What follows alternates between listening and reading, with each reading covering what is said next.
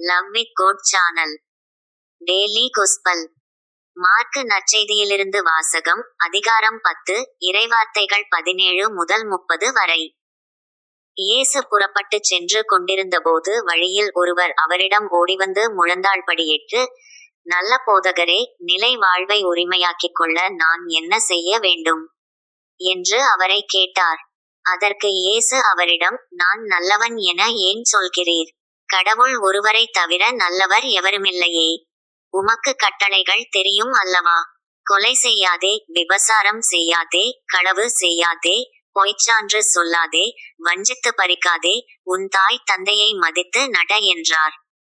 அவர் இயேசுவிடம், போதகரே, இவை அனைத்தையும் நான் என் இளமையிலிருந்தே கடைப்பிடித்து வந்துள்ளேன் என்று கூறினார். அப்போது இயேசு அன்பொழுக அவரை கூர்ந்து நோக்கி, உமக்கு இன்னும் ஒன்று குறைபடுகிறது. நீர் போய் உமக்கு உள்ளவற்றை விற்று ஏழைகளுக்கு கொடும். அப்போது விண்ணகத்தில் நீர் செல்வராய் இருப்பீர். பின்பு வந்து என்னை பின்பற்றும் என்று அவரிடம் கூறினார்.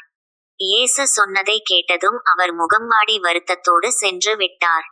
ஏனெனில் அவருக்கு ஏராளமான சொத்து இருந்தது. இயேசு சுற்றிலும் திரும்பி பார்த்து தம் சீடரிடம், செல்வர் இறையாட்சிக்கு உட்படுவது மிகவும் கடினம் என்றார்.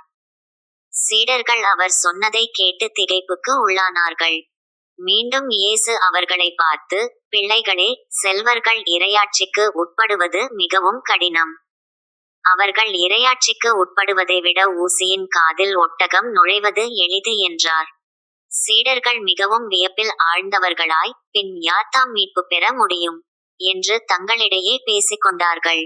இயேசு அவர்களை கூர்ந்து நோக்கி, மனிதரால் இது இயலாது. ஆனால் கடவுளுக்கு அப்படியல்ல, கடவுளால் எல்லாம் இயலும் என்றார். அப்போது பேதுரு அவரிடம், பாரும், நாங்கள் எல்லாவற்றையும் விட்டுவிட்டு உம்மை பின்பற்றியவர்களாயிற்றே என்று சொன்னார். அதற்கு இயேசு, உறுதியாக உங்களுக்குச் சொல்கிறேன், என் பொருட்டும் நற்செய்தியின் பொருட்டும் வீடுகளையோ, சகோதரர்களையோ, சகோதரிகளையோ, தாயையோ, தந்தையையோ, பிள்ளைகளையோ, நிலப்புலன்களையோ விட்டுவிட்ட எவரும் இம்மையில் 100 மடங்காக வீடுகளையும் சகோதரர்களையும் சகோதரிகளையும் தாயையும் நிலப்புலன்களையும் இவற்றோடு கூட இன்னல்களையும் மறுமையில் நிலைவாழ்வையும் பெறாமல் போகார். இது ஆண்டவர் வழங்கும் அருள்வாக்கு. இறைவா, உமக்கு நன்றி.